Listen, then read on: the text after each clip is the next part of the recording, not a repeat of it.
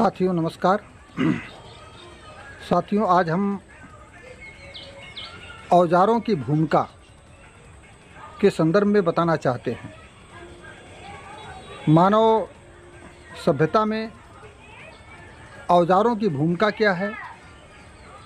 औजार ने मनुष्य के सामाजिक संबंधों को कैसे प्रभावित किया? उसके राजनीतिक और धार्मिक विषयों को कैसे प्रभावित किया? इस तरीके से औजार की कितनी बड़ी भूमिका है उसके बारे में हम बताना चाहते हैं। तो सबसे पहले तो यह जान लिया जाए कि औजार किसे कहते हैं। औजार वो चीज़ है जिससे उत्पादन का कार्य हो। जैसे मनुष्य और पशु में जो सबसे पहला अंतर है, मनुष्य अपने हाथ से डंडा उठा सकता है, फलों को तोड़ सकता है, पत्थर उठा सकता है अपने हाथों से और फलों को तोड़ सकता है, डाल को अपने हाथ से मोड़ सकता है, क्षमता है। यह सिर्फ मनुष्य के पास है। इसकी अपेक्षा, इसकी तुलना में पशु यह कार्य नहीं कर सकता।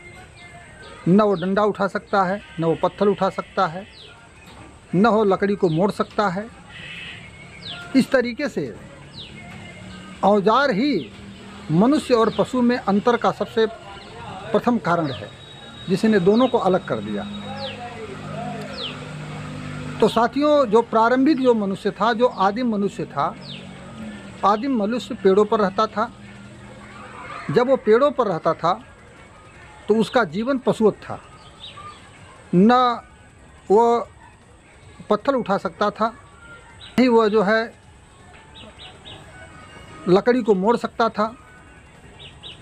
इस तरीके से, जिस तरीके से पशु जो है फूड कलेक्शन करके, अर्थात अगर फल है, खाद्यान्न है तो खाएगा, नहीं तो पशु उत्पादन नहीं कर सकता है। उसको पलायन करना पड़ेगा, एक स्थान से दूसरे स्थान पर पलायन करना पड़ेगा भोजन के लिए, पानी के लिए। लेकिन मनुष्य जो है, आदिम मनुष्य भी ठीक उसी तरीके से पशुओं की तरह था। वह भोजन का उत्पादन नहीं कर सकता था, कंदमूल फल आदि खा कर रहता था। लेकिन मनुष्य और पशु के बीच में जो अंतर पैदा हो गया, वह मनुष्य ने औजारों को उठाना शुरू किया, पत्थर को औजार बना लिया, लकड़ी को औजार बना लिया, और पशु वो नहीं कर पाया। इसलिए दोनों में डिफरेंस पैदा हो गया। तो औजार वह है जिससे उत्पादन का कार्य हो, जिस पर श्रम किया जा सके, यह उसे औजार कहते हैं। तो औजारों ने मनुष्य को कैसे प्रभावित किया, उसके सामाजिक संबंध को कैसे प्रभावित किया, उसके राजनीतिक और धार्मिक संबंध को कैसे प्रभावित किया, इसको हम बताना चाहते हैं। पहले जो मनुष्य था, लकड़ी का गोफन बनाता था, लकड़ी के गोफन बना करके शिकार करता था। जब वो लोहे से परिचित नहीं था, समूहों में अगर किसी जानवर का शिकार करना है, उसे समूहों में शिकार करना पड़ता था। समूह में ही रह करके उसको घेराबंदी करके शिकार कर सकता था। तो इस तरीके से समूह उसके लिए बाध्यकारी था। औजार विकसित नहीं थे, इसलिए समूह में शिकार करना अनिवार्य था और तभी भोजन उसको मिल सकता था। लेकिन जब आदमी ने तीर धनुष बना लिया, तीर धनुष का विकास कर लिया, तो एक आदमी अकेले जो है शिकार करने में सक्षम हो गया। जब अकेले शिकार करने में सक्षम हो गया तो अकेले का उसका मालिकाना हो गया और दूसरे के साथ समूहों में रहना बाध्यकारी नहीं रह गया। तो तीर धनुष के पहले सामूहिक शिकार करना और सामूहिक भोजन, अर्थात समूह में उत्पादन और समूह में भोजन और समूह में मिल करके रहना, ये बाध्यकारी था जब औजार विकसित नहीं हुए थे। जैसे ही तीर धनुष नामक औजार विकसित हुआ तो उसने समूह को तोड़ दिया, कबीलों को तोड़ दिया, और तीर धनुष ने परिवार का विकास किया। इस तरीके से जो औजार है, औजार हमारे सामाजिक संबंधों को प्रभावित कर रहा है। साथियों, ठीक इसी तरीके से पशु और मनुष्य के बीच का संबंध देख लीजिए। पहले आदमी अपने उत्पादन में के क्षेत्र में पानी निकालना हुआ, खेत जोतना हुआ, किसी सामग्री को ढोना हुआ, एक स्थान से दूसरे स्थान पर ले जाना हुआ, तो उसके लिए बैल का उपयोग होता था। बैल उपयोगी था उस समय। उसके बैल की श्रम शक्ति का उपयोग मनुष्य करता था, ढोने के लिए, जोतने के लिए और किसी स्थान पर जाने के लिए। लेकिन जैसे ही उस समय चूँकि औजार विकसित नहीं थे, छोटे छोटे औजार थे, जैसे हल था छोटा औजार, तो खेत जोतने के लिए बैल ज़रूरी था। हल ऐसा था जिसको आदमी या तो खींचे या तो बैल खींचे, तो खेत जोता जा सकता था। तो हल जब था तो बैल ज़रूरी था। पहले हल आया, उसके बाद तब जो है बैल की आवश्यकता निर्मित हुई। बैल तभी जो है उसका उपयोग हो सका। तो औजार, जैसा औजार आया वैसी उपयोगिता। हल आया तो बैल आया, हल आया तो हरवाहा आया। इस तरीके से हम देख रहे हैं कि हरवाहा का संबंध हल से है, बैल का संबंध हल से है। तो हल और बैल से जब खेती होती थी तो पशु का पालन होता था, पशुओं का जो है पशुओं की पूजा होती थी। यही बैल जो पूजनीय थे। और जो गाय और बैल को जो पूज्य स्थान मिला है, वह जो है उसकी उपयोगिता के कारण, क्योंकि भोजन के उत्पादन में उनकी अहम भूमिका थी, इसलिए वो पूजनीय हो गए बैल। ठीक जैसे ही आदमी श्रम अपने बुद्धि विवेक से, अपने प्रयास से औजारों का विकास कर ले गया, तो इंजन आया। जैसे इंजन आ जाता है, जेम्स वाट ने इंजन बनाया और इंजन का विकास होता है। इंजन आने के बाद तुरंत जो है ट्रैक्टर बन गया। ट्रैक्टर बन गया तो इंजन से देखिए क्या क्या क्या संबंध प्रभावित हो रहे हैं। पहला, ट्रैक्टर आ गया तो बड़े औजार हैं, और बड़े औजार आने से छोटे औजार, हल का उपयोगिता ख़त्म हो गई, और हल की उपयोगिता ख़त्म हो गई तो बैल की उपयोगिता ख़त्म हो गई। अब खेती जो है ट्रैक्टर से होने लगी तो हल और बैल विलुप्त हो गए। इस तरीके से ये संबंध को जो है प्रभावित कर रहा है औजार।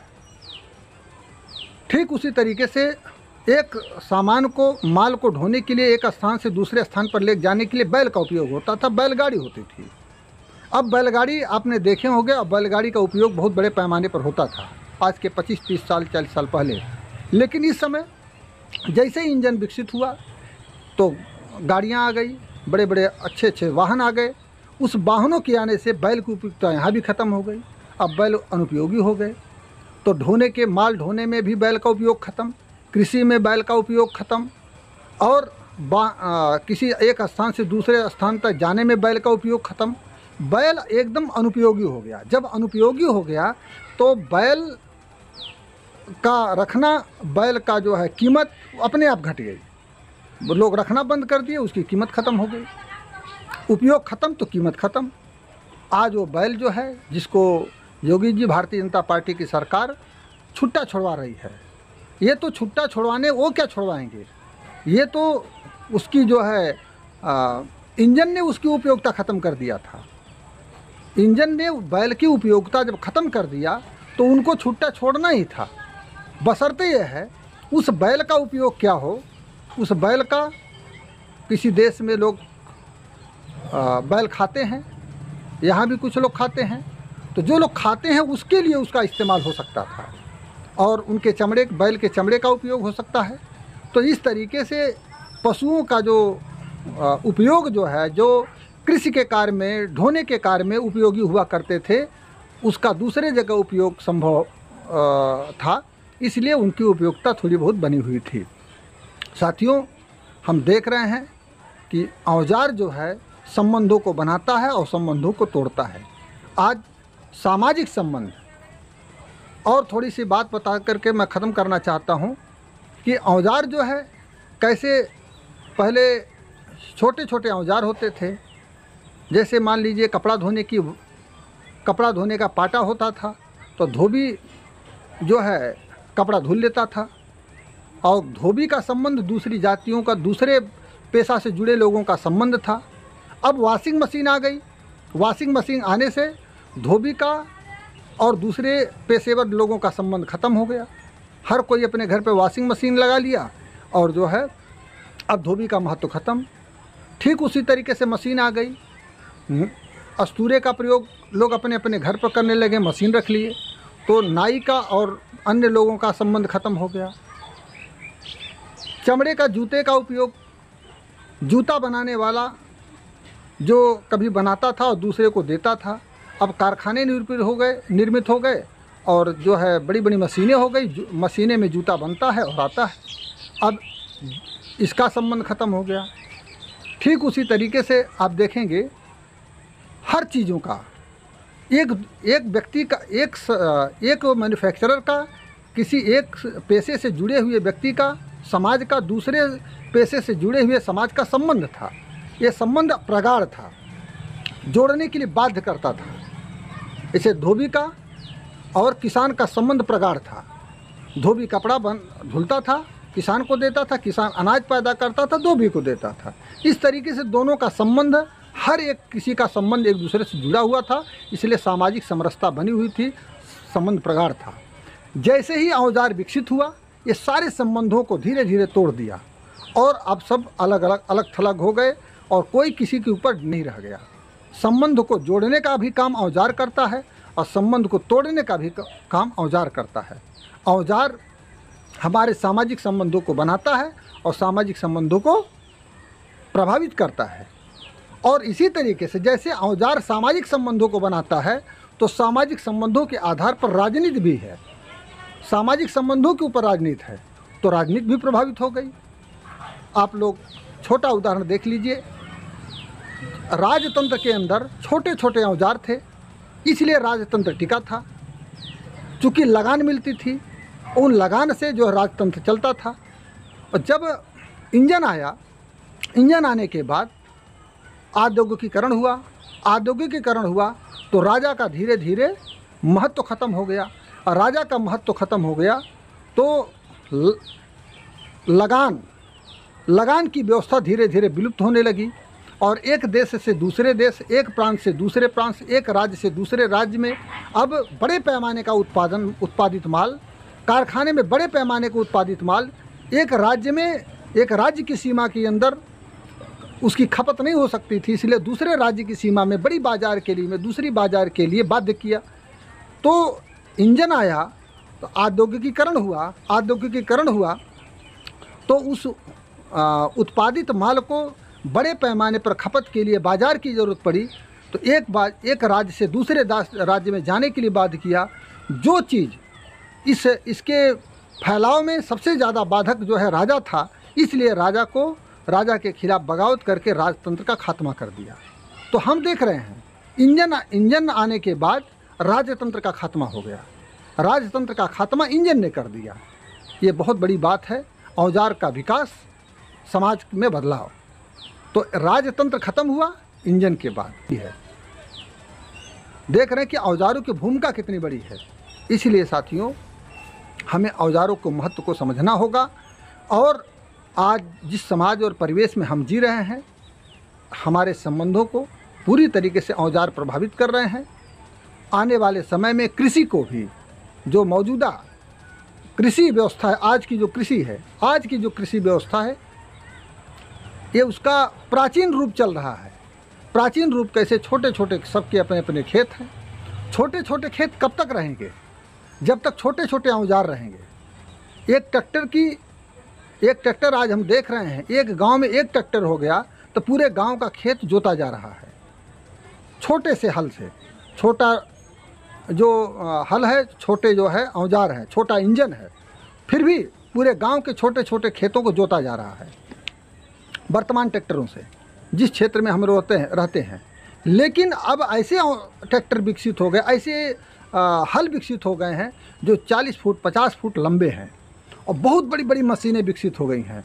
तो वह मशीन और वह हल, बड़े पैमाने, बड़े लंबे लंबे हल और जो जोतने वाले, काटने वाले जो मशीनें हैं, ये बाध्य कर रही हैं कि छोटे खेत की जगह पर बड़े खेत अब बन जाए। छोटे खेत की जगह बड़े खेत, यानी 40 फुट लंबा अगर हल चलेगा, 40 फुट लंबा काटने वाली मशीन है, तो इतना बड़ा इंजन है, तो बड़ा खेत चाहिए। छोटी छोटी मेड़े नहीं चल पाएंगी। तो बड़े खेत के लिए यह जो है मौजूदा जो इंजन का विकास हुआ, और आज नहीं तो कल छोटे छोटे खेत ख़त्म हो जाएंगे और बड़े खेत के रूप में विकसित होंगे। यह निश्चित हो गया है, इसको कोई रोक नहीं सकता है। हम अपने खेतों को चाह करके भी नहीं बचा पाएंगे। इसका जो है रास्ता क्या है, इस पर मैं आगे चल कर के बताऊँगा। लेकिन मैं बताना चाहता हूँ कि संबंधों को कैसे, सामाजिक संबंधों को, राजनीतिक संबंधों को और धार्मिक संबंधों को कैसे औजार प्रभावित करता है, यह हम देख रहे हैं। इसलिए साथियों, औजारों की भूमिका को हम नज़रअंदाज नहीं कर सकते हैं। इसलिए समाज को समझने के लिए, समाज को, इतिहास को समझने के लिए औजारों को समझना ज़रूरी है। जिस तरीके से तीर धनुष ने कबीलों को तोड़ दिया, जिस तरीके से इंजन ने हरवाही को ख़त्म कर दिया, जिस तरीके से बड़े बड़े इंजन आएंगे और बड़े बड़े हल जो आ रहे हैं, वो छोटे छोटे खेतों को ख़त्म करके बड़े बड़े खेत में परिवर्तित कर देंगे आने वाले समय में। यह जो है, इसको समझ करके ही हम अपनी राजनीति और सामाजिक सोच को रखें, और औजारों को आधार बनाकर अगर समाज का अध्ययन हम करेंगे तो निश्चित हम सही विश्लेषण करने में कामयाब होंगे। और यह वैज्ञानिक विश्लेषण है, और इसी से समाज बनता है और बिगड़ता है। और साथियों, इसलिए हमको इस पर ध्यान देने की ज़रूरत है। मैं यही बताना चाहता हूँ। मैं उम्मीद करता हूँ कि आप लोग इस पर ध्यान से सुनेंगे और इस पर गौर करेंगे और इससे लाभ लेंगे।